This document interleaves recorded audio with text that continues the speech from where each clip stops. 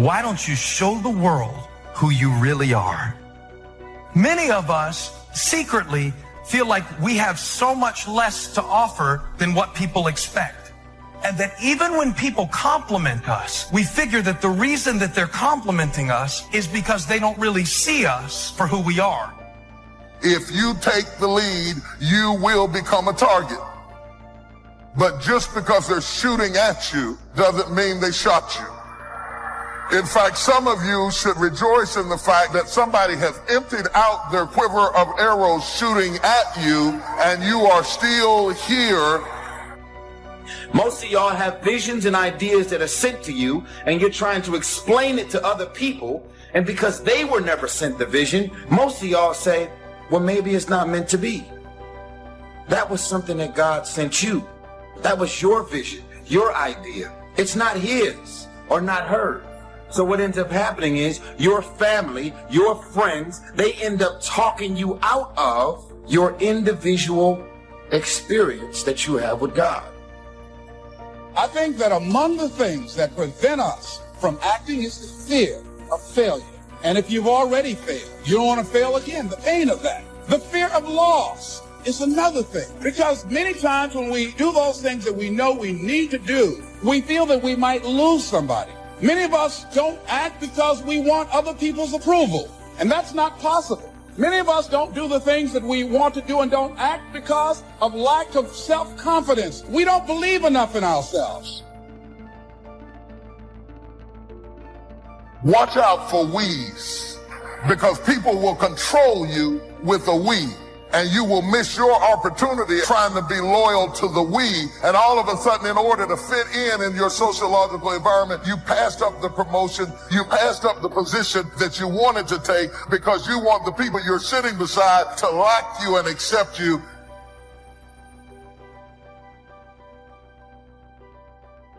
The little decisions that you make, they matter. They add up. And you have to connect those dots. Otherwise, you don't know where you're going to end up. And it might be bad. I just beat me. This ain't about nobody else. I just beat me. If I can keep beating myself, pause, if I can keep doing that, then that means that I'm in a battle with the only person that I really want and beat, and that's me. I don't care about anybody else. I have no worry or gripe about the next man or woman's journey. That's not what I'm up against. If I can continue to outdo me from the day before, then I'm ahead. What we wish we had done is the voice of regret, speaking in a sorrowful tone at a time when there is no going back. This is regret. Why do we live our life to be validated so much by strangers? Why do we let these people dictate how we feel about ourselves? Our self-esteem, our worth depends on if they like it or not. Who cares? Those people ain't gonna be there when times get hard. Those people don't even like you. Half of them don't. Those people don't really care about you. When you're about to make those extreme jumps and leaps, it's always going to be your friends and your family. They will be the first ones to try and talk you out of what God has put on your heart to do. If you got anything left, you ought to stop right where you are and give God some praise. I made some mistakes, but I got something left. I almost died, but I got something left. Been through a divorce, but I got something left. Had to send my children back home, but I got something left. Moved back here with my mama, but I got something left.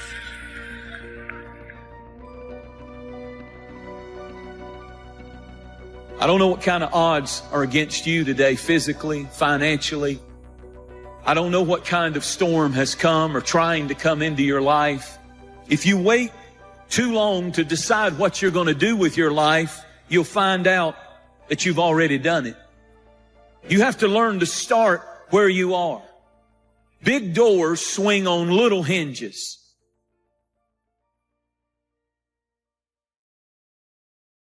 When you start renaming it and you start reframing it and you choose to remain in it, what happens is you produce this word. It's called resiliency.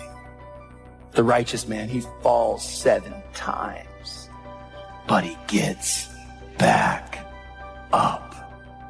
I'm choosing today to get back up, to remain in the grind. We all have these tough moments in life. And see, they can make you or they can break you. Come on now. Come on, bring it. Come on now. I had to replace fearfulness with being fearless and take the initiative to do something else with my life. Greatness is not inherited. It's not the result of birth, in other words. You can be born high and live low. Or you can be born low, but you can still live high. Your greatness is not determined by your pedigree or the family that you were born into. Your parents can be great and you can be a dummy. The key to your future is the successful management of time and change. You can't stop time, so all you can do with them is manage them. And you become what you are based on how you manage both of them. All the rearview mirror does is allows you to see what you've passed and to prevent what you've passed from coming up on you again. The windshield is your future. It's where you're going. It's where you're headed. I hope you all picked up this today. And think about that, how that affects your life. Don't dilute the vision and don't pollute it with how you want it. Don't weaken it by diluting it. Don't pollute it by adding to it. Some of the people you're trying to straighten out, they're not going to ever be straightened out. They're chickens when you're supposed to be sailing with the eagles. And that chicken that with all that gawking and flapping ain't going to ever fly. And you just chasing behind something that's not going to ever jump over 4 feet in the air. You could have been soaring with eagles and you're fooling with them chickens. They're chickens. Feed them and keep on walking. Enlightened self-interest needs to be educated. I will learn that life is not just the passing of time. I will learn that life is the collection of experiences, highs and lows, laughter and tears. You must decide to act. You must have the discipline to act. One discipline affects another discipline. Everything affects everything else. Nothing stands alone. Every time you learn something new, you push something old out of your brain. See, a lot of people don't want to learn now, and that's okay. That's none of your business, none of my business. But if you're one of those like me, hungry, people that are hungry are willing to learn.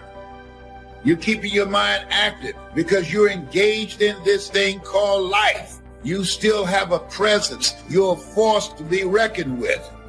You have greatness in you. Yes, I'm going for it. There are more lives for me to touch, more lives for me to transform.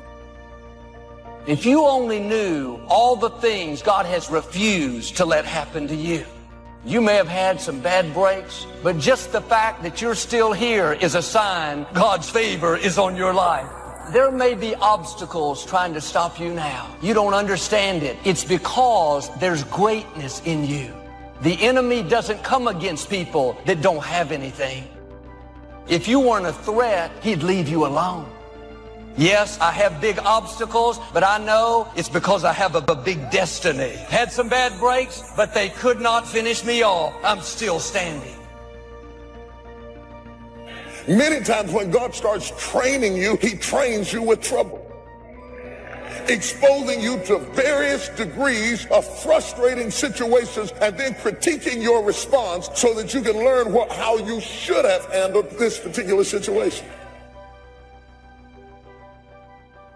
Step back and ask yourself the question, what do I do that's absolutely amazing? What do I do that's effortless to me? And what makes me feel confident? Figure that out.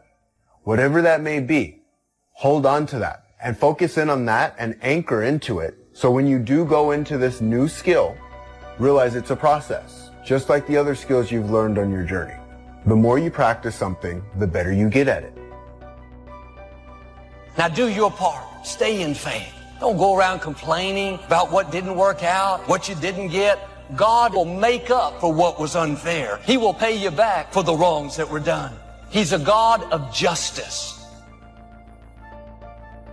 We all get the same amount in a day. Every day is 24 hours. And some people are very, very fruitful and effective, and some people just waste their time day after day after day. And that's a choice that we make. But there's one thing about time. Once it goes by, you never get it back. So how tragic it is to waste any day of your life. I think we need to live every day like it was our very last one, and live it to the absolute fullest that we can live it. Commit yourself to learning. Feed your mind. Sharpen your interest in two major subjects, life and people. Learn more on how to get the most from life. Learn all that you can so that you can become all that you can become. Learning is the beginning of a life worth living. Learning is the beginning of happiness. Learning is the beginning of spirituality and faith. Learning and searching is where the process of creating your own personal miracle begins.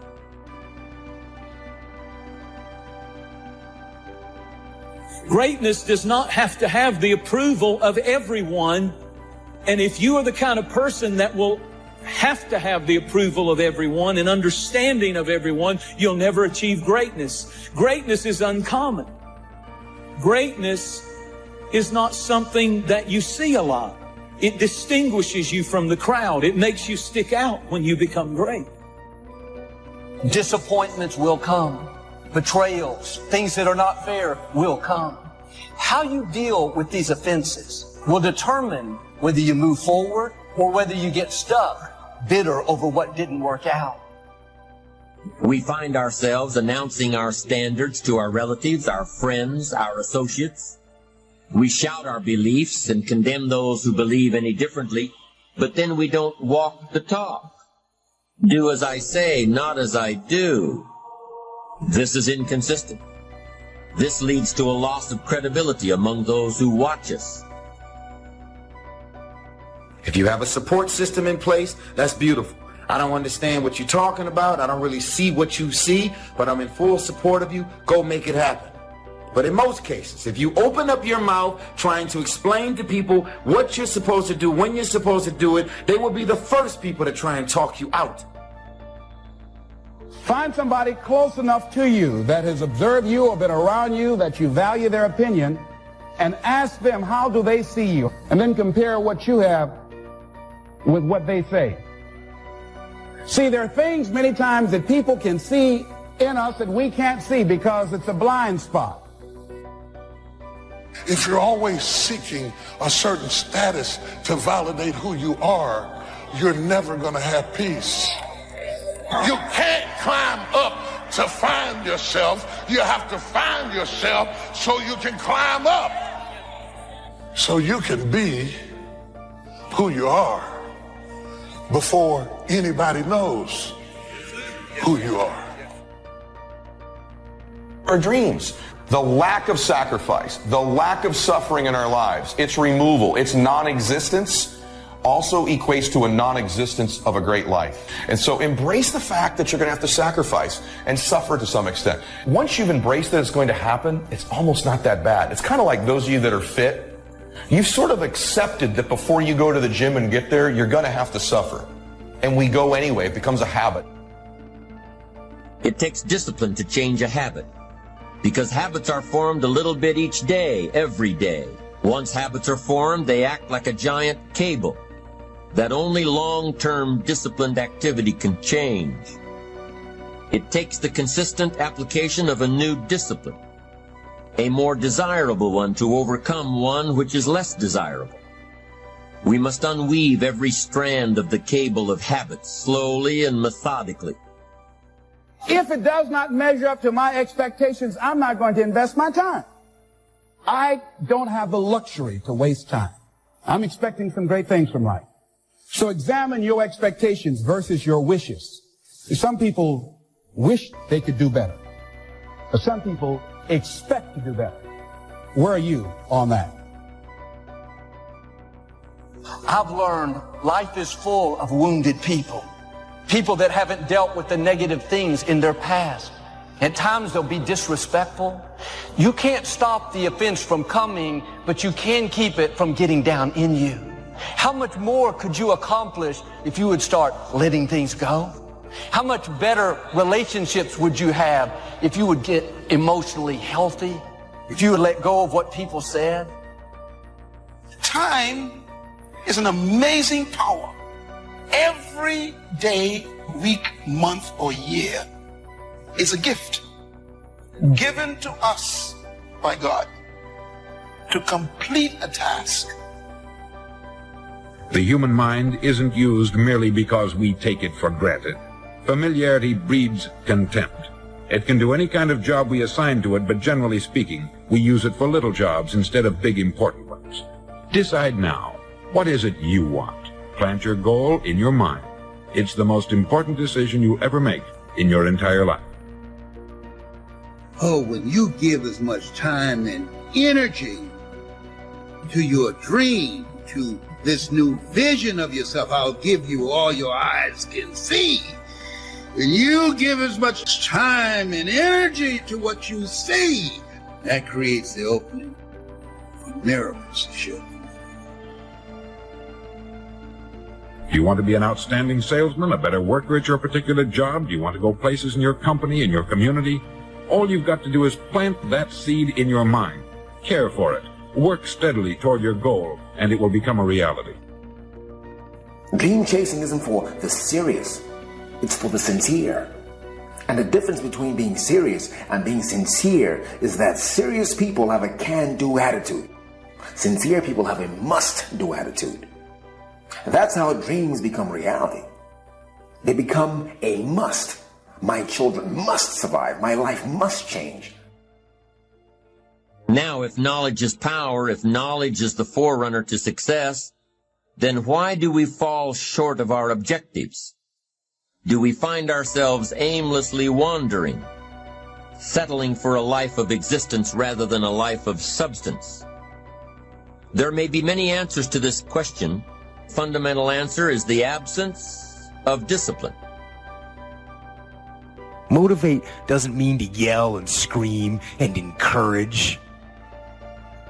To motivate actually means to provide a motive, a reason why.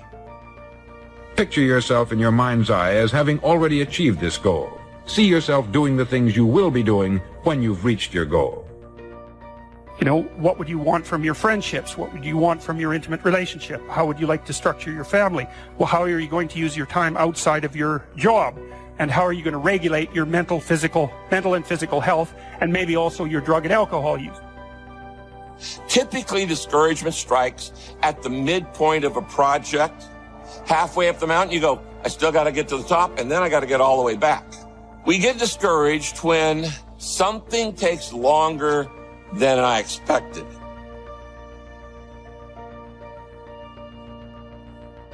Once you start becoming aware of the power of thought, just look around you at everything that you see. It all began with a thought. We become what we think about. And that is probably one of the most important principles in learning to manifest. What we have to look at is basically the obstacles that we have conditioned ourselves. You notice I say that we have conditioned ourselves, because I've never believed that we need to be putting the responsibility on someone else. If you're conditioned, it's because you have allowed yourself to become that. You know, if you start with the presumption that there's a baseline of suffering in life and that can be exaggerated as a consequence of human failing, as a consequence of malevolence and betrayal and self-betrayal and deceit and all those things that we do to each other and ourselves that we know that aren't good, that amplifies the suffering. But you need something to put up against that. And what you put up against that is meaning. Meaning is actually the instinct that helps you guide yourself through that catastrophe. And most of that meaning is to be found in the adoption of responsibility. Anticipation is the ultimate advantage. Winners, leaders anticipate, losers react. The reason you get beat is you don't know where things are happening, so you're reacting. Reaction is always stressful. And yet so much of our life is predictable if we just were to study it, not be caught up in our day-to-day. It's predictable the challenges you're going to have in your relationships or with your kids or with your body. These are predictable. And if you were to anticipate these things and put a strategy in place, you could take it all out and have the quality of life that you deserve. Those that anticipate, those that lead, and then there's those that follow. The followers are the reactionaries.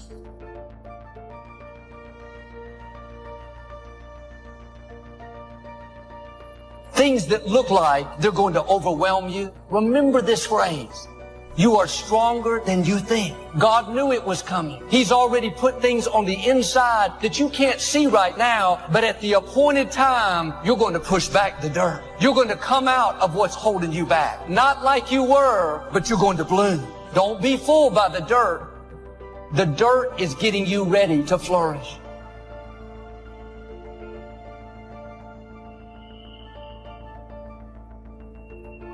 The system we live in and contribute to is designed to make the easiest things in life the most unprofitable. Our world is and always will be a constant battle between the life of ease and its momentary rewards and a life of discipline. Each has its own price, the price of discipline or the price of regret. We will pay one or the other. Somebody said there's some good in the worst of us and some bad in the best of us. I want you to become involved in an active process to get some clutter out of your life. Start working on it. I'm going home tonight to clean my closet. Let's go home. Let that be our task this week. I was 27 years old and I was like miserable. Just kept trying to figure out what my life was for. Two most important days of your life are the day you're born and the day you discover why. And at 27, I just hadn't figured out the why. And I walked into a comedy club October 8th, 1985. I won amateur night that night. I went to work the next day and quit my job. The day I quit, my boss, he talked me right out of it. He said, "Steve, you're not even funny." He said, "Are you kidding me? You've got a family. You put that stuff back on your desk, but don't you ever come in here again with something ridiculous. You're going to be a comedian." Dude named Russell Middlebrooks came up to me and said, "Hey, Harv, I thought you was quitting today, man." I said, "Nah, I talked to Tom and he told me I wasn't funny." He said, "He don't know you. You the funniest dude I know." And then he looked at me, he was so hurt. He said, "Damn, dog, I told everybody you was leaving today." He said, "Man, I can't believe you letting that tell you what to do." And I took that box right back in there. I said, "Tom, I'm really funny. I'm going to make it." He said, "I'll tell you what, you leave out this door, don't ever come back in here again." He said, "You're making a huge mistake leaving your family out like this." Probably about 20 years after that, he was at a show. And he said, "I came to the show, I saw this Steve Harvey." He said, "Oh my God, I always knew you were going to make it." None of my family believed in me. The only family member I had that thought it was a good idea was my father. And he just said, "Son, if you think you can make it, get on out there and get discovered." My father was born in 1914. My grandfather was born into slavery. My grandfather was a slave till he was 12. And my dad was the only one who believed in me. Everybody else told me no. Laughed at me.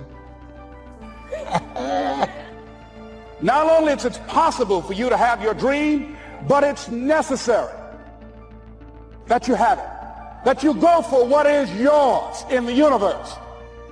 I have a friend that I said, "I want you to work with me." I called her up. She said, "Les, are you sure I can do it?" "Sure you can. If I can do it, sure you can do it. In fact, I'm going to give you the support." So I was telling her that I knew she hated her job with a passion. See, a lot of people go to work every day miserable, and all they do is just talk about how miserable they are. But they don't do anything about it. And we've been going through this for years, ladies and gentlemen. She brought her husband, and that was one of the major problems that I realized. He couldn't see it for her. So you got to make sure that you have people in your life that can see it for you. So I said, but if you can't see it for her, don't tell her that. Just give her some support. What if you're wrong? You've seen her speak. She's got great speaking skills. You've got a great woman here. But you see, people who can't see it for themselves can't see it for you. So I said, will you do it with me? I said, I'm going to give you the support you need. You can't do it by yourself. I will stand with you. She said, okay. 3 days later, I got an emergency call at my office. It was from my husband. He called and said, tell Les Brown that Marion is dead. And I remember the last time that I saw her, and I had some of her papers. And what got me, what was so sad that made me begin to cry, was that there were poems that she had started that were profound poems, great thoughts that she didn't complete.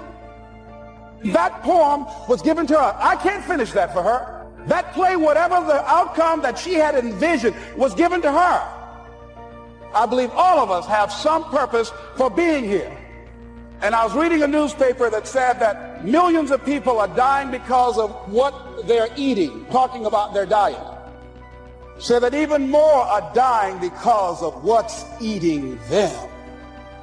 You've got to find ways to increase your sense of self-appreciation, because if you don't, you will find yourself unconsciously engaged in self-destructive behavior. If you don't program yourself, life will program you.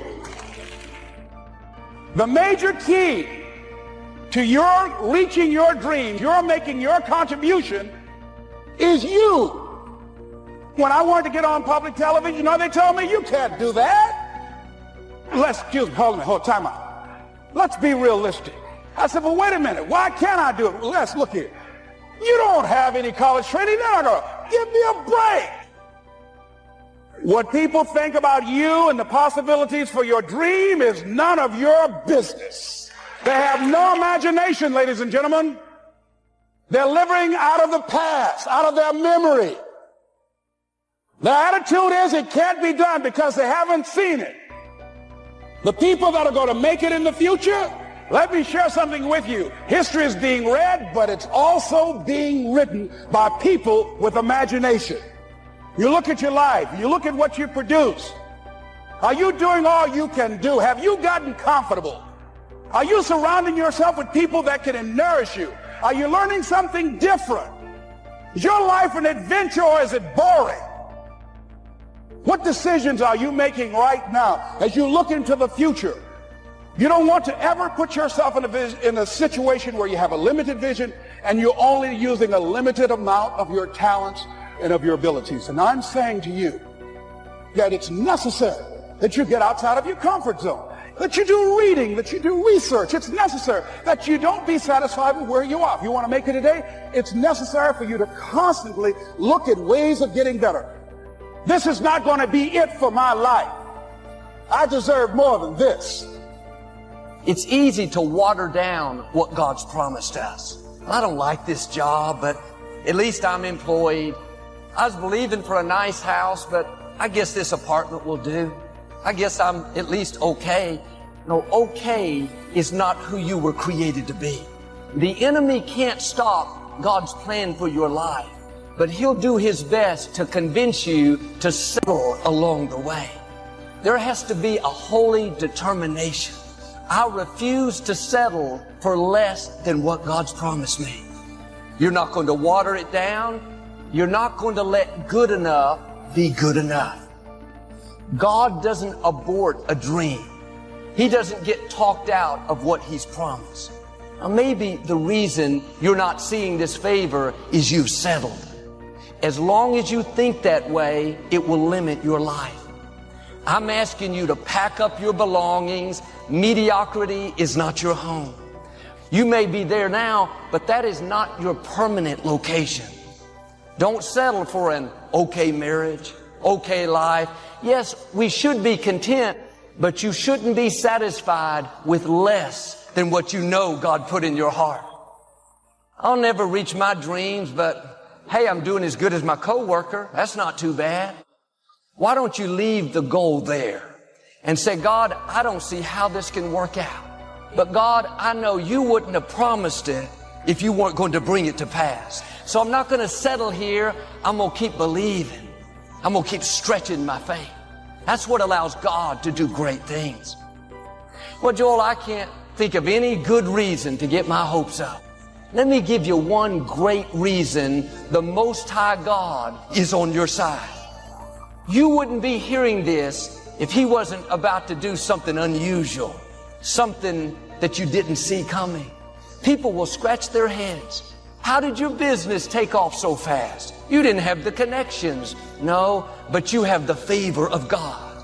What He's promised you will come to pass. Not a good enough version. Get ready for the fullness of what God said. Don't reduce it to what makes sense to you. Don't let what you don't have talk you out of what God does have. God, this seems impossible to me, but I know you can do the impossible. You can take me where I can't go on my own. You may feel like your hands are tied. You've done your best, but it seems like you've reached your limits. The good news is God's hands are not tied. What's restricted you in the past has lost its grip. The sickness, the financial difficulties, the trouble at work, this is a new day. Now start seeing yourself free. See yourself rising to new levels, fulfilling your purpose. Your hands are not tied anymore.